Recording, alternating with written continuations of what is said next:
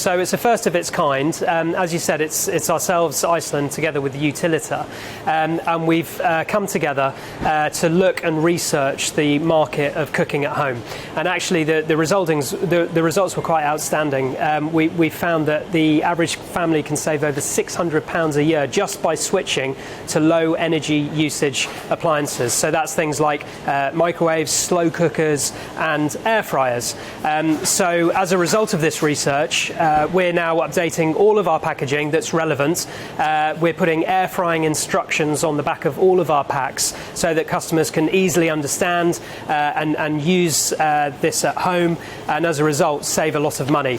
On top of that, we're also launching a switch and save deal.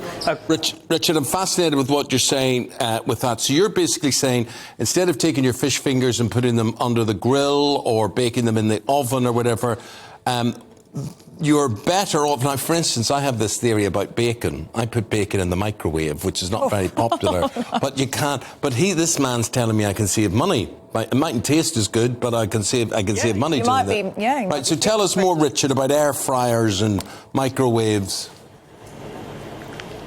Exactly right. You could stick the bacon in an air fryer. It's amazingly versatile, and it's an electrical appliance like a microwave that you just plug in.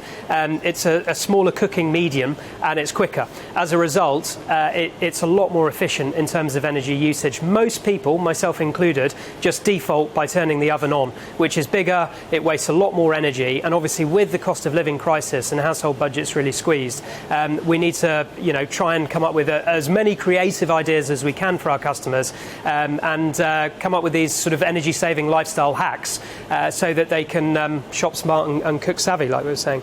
Richard, I am very impressed with air fryers. For the first time last night, actually, I didn't switch on my oven, and I put my salmon in the air fryer, and it was much quicker. It was done in about 8 minutes, and it tasted wonderful. And it does save, I was just reading your notes here, can save up to £600 a year using an air fryer rather than an oven. So that is a lot. You're working hard to put those instructions on. But what you're saying, Richard, is that you're on your products in your supermarkets, you're saying suitable for air frying then? Yeah, suitable for air frying. It's on the back of pack alongside microwave and oven instructions. Alongside that, we're selling air fryers, and we've got tens of thousands coming in a few weeks' time. On top of that, we're doing a switch and save deal where we've got hundreds of products across our frozen categories, anything from chicken to meat to fish, where you can pick any of these 200 products, any three, for 10 quid. And these are freezer-filling family favourites. You can feed the family for many days, and they're all cookable in an air fryer. You're boss man of Iceland. Just want to know how you're coping with what's going on. I mean, we're talking about possible inflation of 18% come the new year. Are you closing branches, or how's it hitting you? No, I mean the opposite. We're opening shops, about 30 a year. Each of those shops is about 30 jobs. So we're creating jobs, we're paying tax, we're opening shops, and that's because we're a value-orientated retailer. So sales are quite good, if I'm honest. The real challenge for us and for every business is controlling the costs.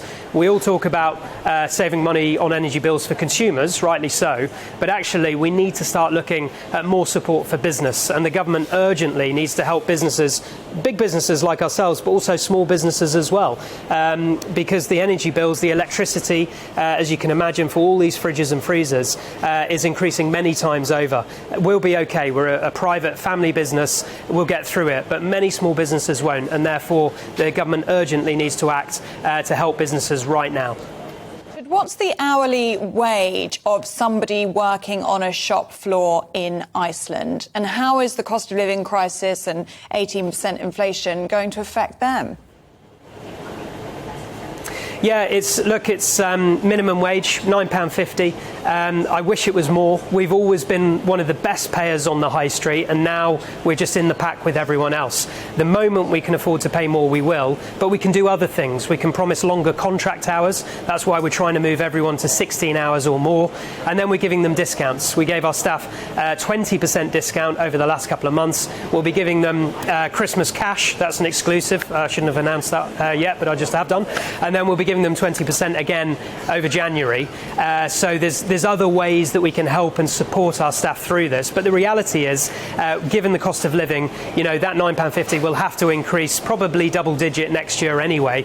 And that's another operational cost challenge that we have. But like I said, we're not cutting jobs, we're increasing jobs at the moment.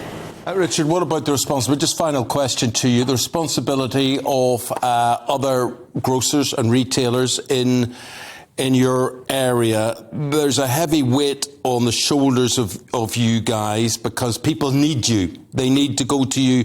They need to buy their stuff from you.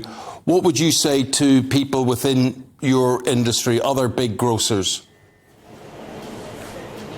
Look, I think, people are trying to do what they can. It is a bit easier for us because we're a private family business, so we can think long term.